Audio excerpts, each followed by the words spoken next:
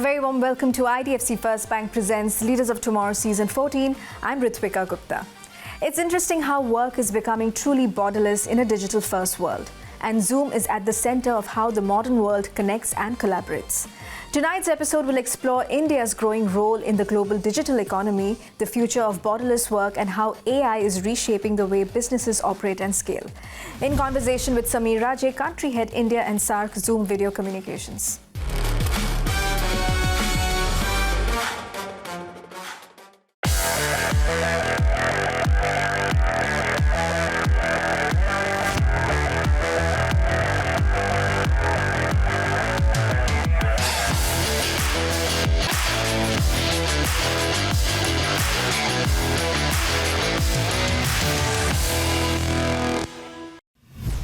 Welcome to Leaders of Tomorrow, Samir. It's only fitting that we are doing this conversation over Zoom. Thank you so much for your time.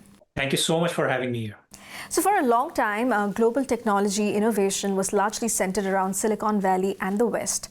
Do you think we are now entering a phase where countries like India and the broader global South are becoming equally important drivers of the digital economy? How do you currently assess India's role in the global digital ecosystem today? Well, I think there are multiple facets to this. First and foremost, in the earlier days, it was okay if you could ignore India or the rest of the Asia Pacific. But now the numbers are just staggering. If you look at one of the research reports by Omdia, the forecast says that by 2030, the UCAS, CCAS, as well as the conversational analytics and the related space is going to grow at a compounded annual rate of around 25 to 30%, and supposed to hit $20 billion. Now, those numbers are staggering.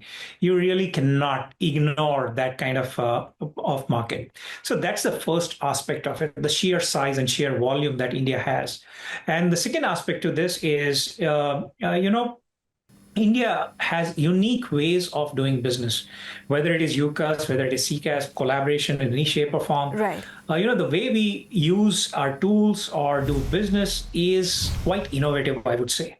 And what is happening is this innovative ways of using applications or devices or doing businesses is actually getting noticed across the world. And that, for one reason, is getting replicated across geographies. So, Samir, India is also emerging as a strategic customer experience and digital transformation market. What makes India stand out in the global CX and enterprise technology landscape today? Well, I'll go back to and relate it to my first answer a little bit and then begin from there. So there was a time when CX was a little bit, taking backseat in India. It was kind of, chalta hai kind of attitude, what it was there, but no longer. First and foremost, if you look at it, today, every customer is well informed. The use of AI as well as any search engine, customers are very well informed. They know what is happening in the market. They know what other players are doing. And hence, the customer is well prepared. The second thing is we Indians, including myself, we are highly demanding when it comes to, customer experience. We expect nothing but the best of the best. We might be, having a small subscription, or our volumes may not be that where to demand that kind of a service, but we don't step behind when it comes to demanding customer experience. That's the second aspect. And the third aspect is the availability of various social media or multiple channels. And that's becoming a kind of a problematic area for organizations who are unable to deliver CX. So let's say, for example, a customer who earlier used to call a helpline or just used to reach out via email, today, if he or she is not getting the answer as per their choice, you get them venting their frustration in the social media. Right. The resulting is the brand impact and all the negative things which follow, and it can be huge. As a result of which, the organizations want to put this to rest. They want to stop it. So that's the first aspect. And companies earlier which were focused highly on, were cost sensitive, were thinking, okay, this will chalta hai, is no longer willing to accept that. They want to invest. They want to spend to ensure that the customer experience that is getting delivered is top notch. It's best of the best. And if they're unable to, customers are really aggressive. They can really be unhappy and results in a loss of crores and crores of rupees. So we're also seeing the rapid rise of digital knowledge workers, creators, freelancers. Do you think work itself is becoming fundamentally borderless? I would define that borderless to be frictionless, and that's how we look at it at Zoom. Uh, you know, Let me again, reiterate or highlight the fact today the employees, they are looking at it in a very different way. It's about being empowered, being able to work from anywhere, being able to, do things at per their convenience. It's not about the 9 to 6 job, which the earlier generations were used to. The newer generations don't want to be. They want flexible. They want to be, I had not even heard the word called workation till some time back. And suddenly employees are enjoying or somewhere or on a vacation whilst they're also delivering what is required by their organizations. Right. And that's the new generation. That's the new in thing. And I think there are a couple of things for guys like me to learn from it because, it's not about working overtime. It's not about, working odd hours, but it is working at your convenience. That's the first element. The second element, if you look at it, when I say frictionless, it is also about the personal responsibilities. It's not only enjoyment, it's not only vacations, but also personal responsibilities like, family matters. It could be kids. It could be any other matter, grandparents, parents. And today's generation wants to give time to their families while also enjoying it themselves. So if you look at it, we had done a study some time back which talked about bringing in women back into workforce. Now, if women who were opting not to go to office because of family pressures or household work and so on and so forth suddenly have the flexibility of working from home or for that matter working from anywhere, just imagine the kind of or the number of workforce women workforce that will come back into picture. And that's what empowerment is. That's what removing friction is. It's not borderless, but it is going frictionless. So Sameer, the future of work conversation has evolved from remote work to AI-powered workplaces. How much do you think AI will realistically reshape the way people work over the next few years? Do you think AI will become an invisible co-worker in everyday professional life? Well, I think it's already become, right? I mean, if you look at it, even when I talk to people, it is quite amazing to understand that the people who consider themselves very good at a particular skill are now going back to AI to revalidate that. And I'll give you an example. You could be one of the best, or you could have considered yourself to be one of the best writers or a person who can draft very good emails or projects.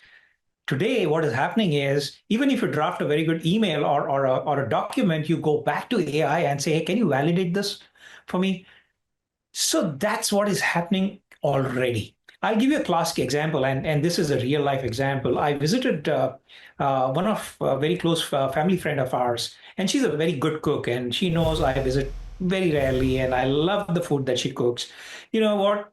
She uses AI, and she's not so tech savvy, by the way. She's a very senior citizen, and she told me that she uses AI to recalibrate the weights and measures which she learns from YouTube because those are for larger volumes.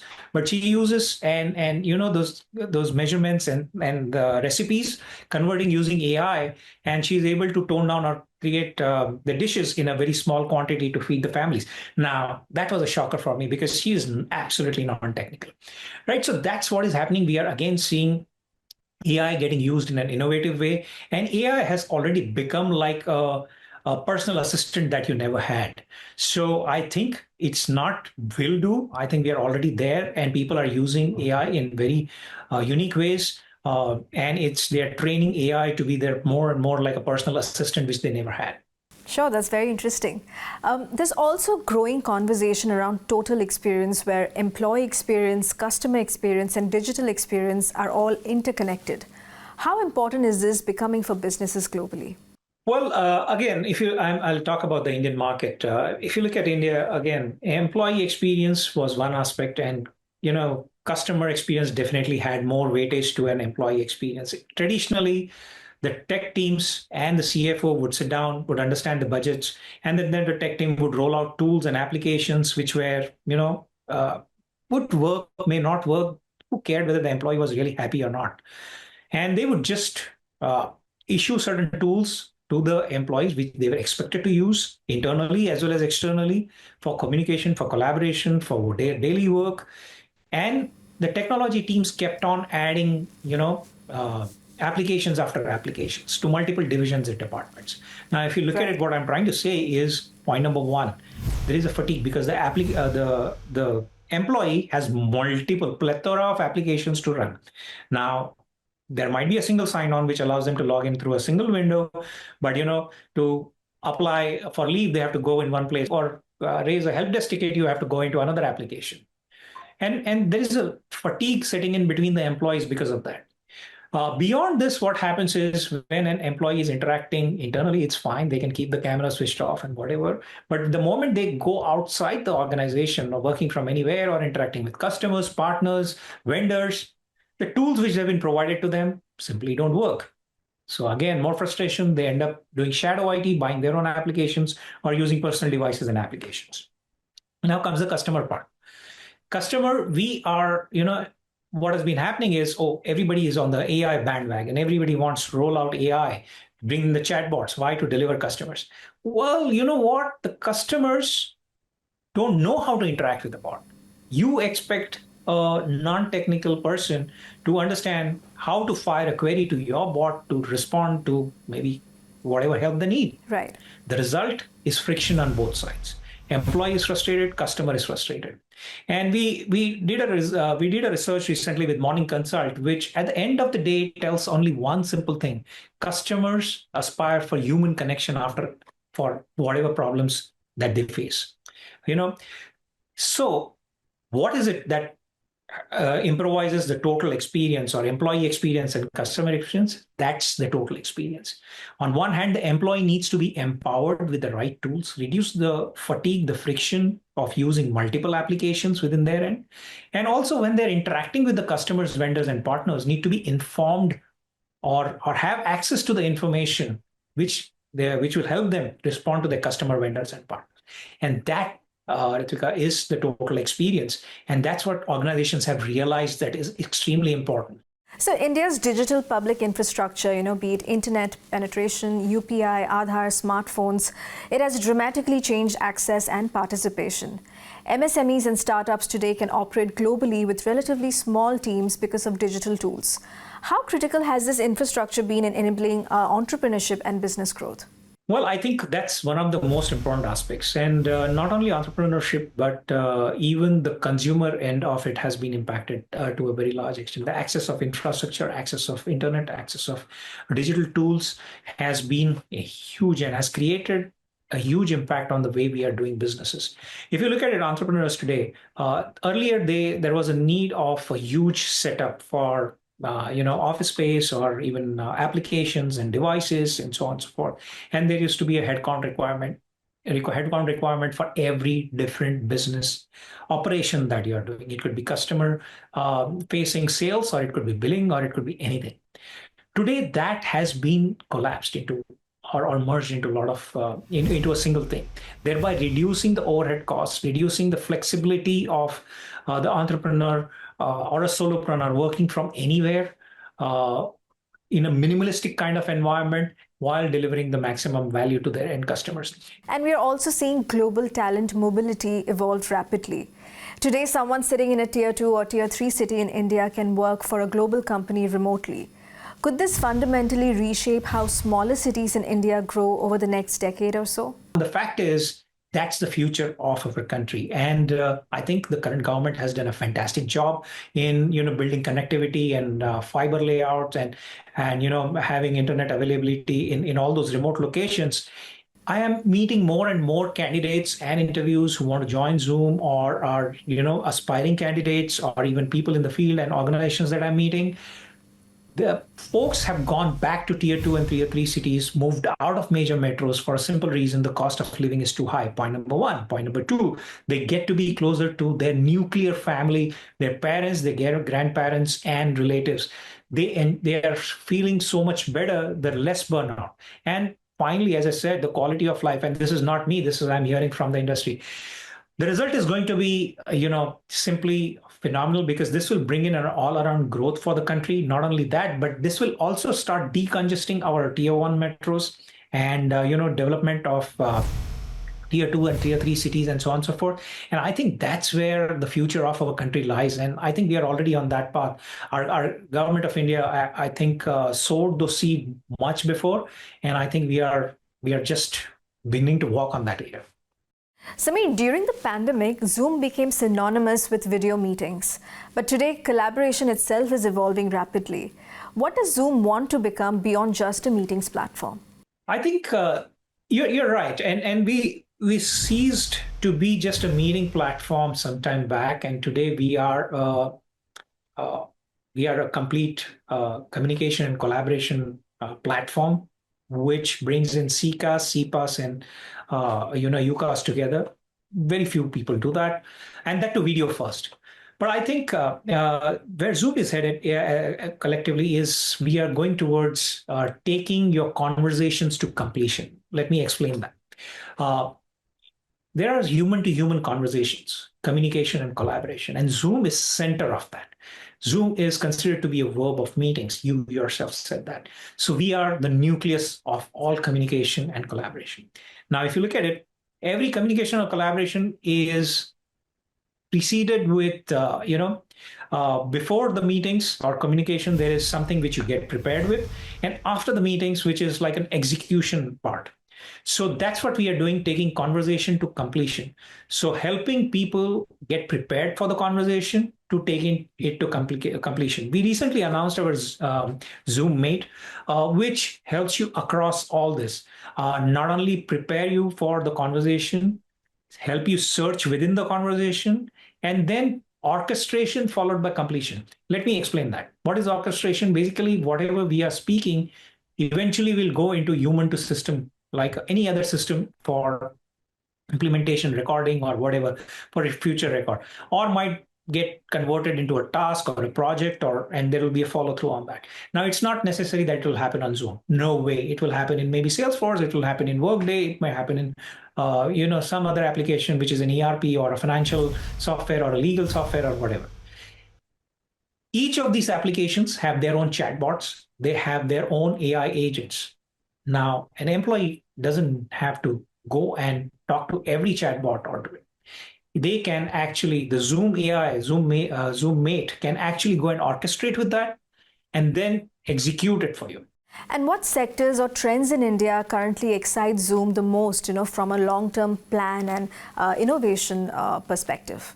So recently we announced, our two flagship services in the country, or the platform components in the country. One was Zoom Phone, and the latest one was Zoom Contact Center, the CX platform. And, with the introduction of these components of Zoom platform, we are actually revolutionizing how organizations are communicating and doing business within the country.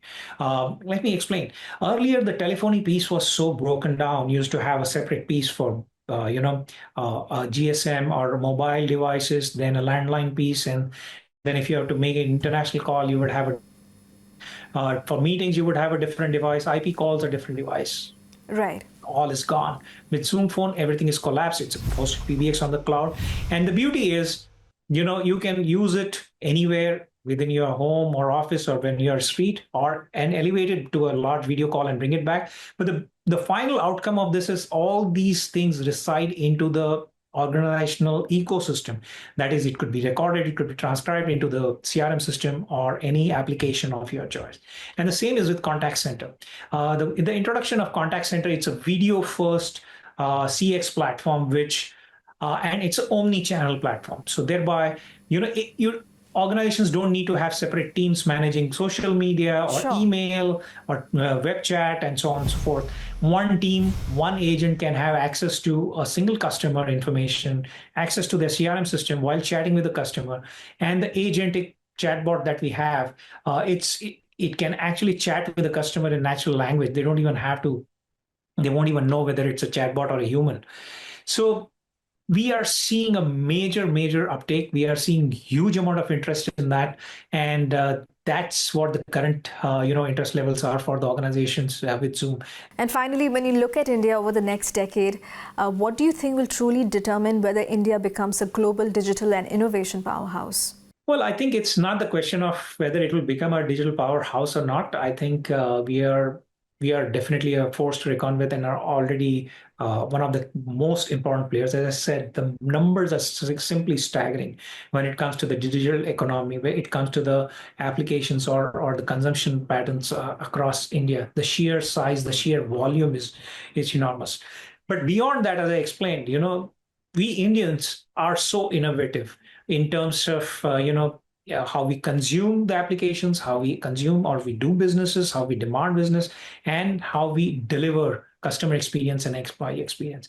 I think that is very unique to India, and there is so much of learning for other countries from how we do things out here, and they're taking it back. There are a lot of use cases how Zoom is being utilized in the country, whether for the CX platform or whether for remote learning, remote medical healthcare, or even for that matter, how some of the Indian state and central government divisions use Zoom to reach out to, educate people or in tier three, tier four cities.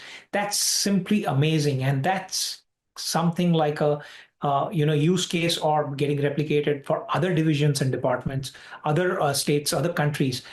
Well, this was a great conversation, Samir. Thank you so much for joining us today. Thank you so much for having me here. It's a pleasure meeting you. With that, it's a wrap on this edition of IDFC First Bank Presents Leaders of Tomorrow Season 14. We hope you enjoyed the episode. Thank you for watching. Goodbye.